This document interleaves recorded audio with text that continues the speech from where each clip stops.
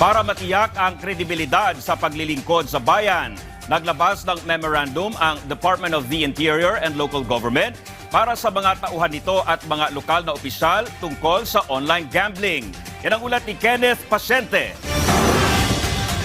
Ang posisyon sa pamahalaan ay tiwalang ipinagkaloob ng taong bayan. Yan ang nais maitaguyod ng Department of the Interior and Local Government o DILG. Dahilan kaya naglabas ang ahensya ng kautusan na nagbabawal sa mga empleyado at opisyal nito, maging ang mga kawani at opisyal ng mga LGU na mag-access sa mga online gambling site at magsugal gamit ito.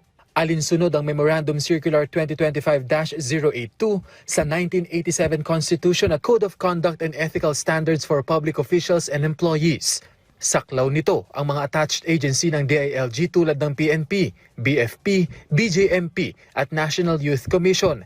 Gayon din ang mga lokal na opisyal hanggang sa elected barangay officials at appointed officials. Punto ng DILG, ang panunungkulan sa gobyerno ay isang pananagutan sa bayan at ang pakikisangkot sa online gambling ay sumisira sa kredibilidad ng mga institusyon at inililihis ang mga lingkod bayan mula sa kanilang sinumpaang tungkulin na maglingkod ng may integridad, kakayahan at katapatan. Haharap sa reklamong administratibo at kriminal ang mga mapapatunayang lumabag sa naturang kautusan.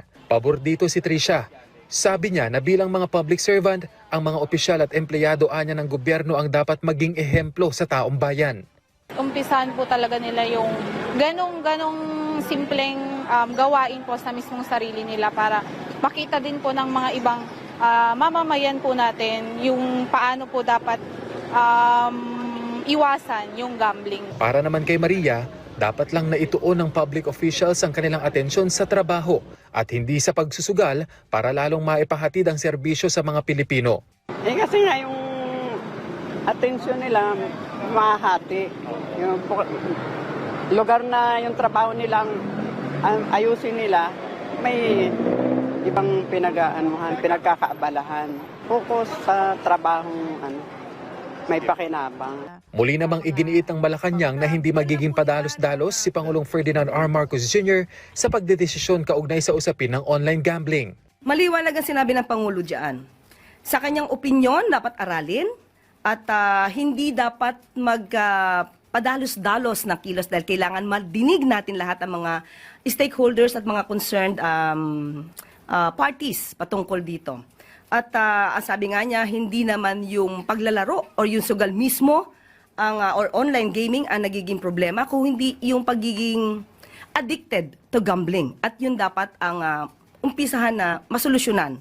Una na rin sinabi ni Pangulong Marcos Jr. na kakausapin ng pamahalaan ng stakeholders para kunin ang kanilang pananaw ukol sa online gambling. Internally, we're calling it a conclave. To put all of the interested parties, such as of course, CBCP has been very vocal on their position, so they must be heard. Then we have to hear about from experts on addiction. We have to hear from parents and from teachers as to what the effects are on children. We have to hear from the police what are the effects in terms of criminality. And we really have to examine what are the options. Ano ba talagang policy natin dapat gawin dito sa illegal gambling? Because it's not that simple. Kenneth Pasyente para sa Pambansang TV sa Bagong Pilipinas.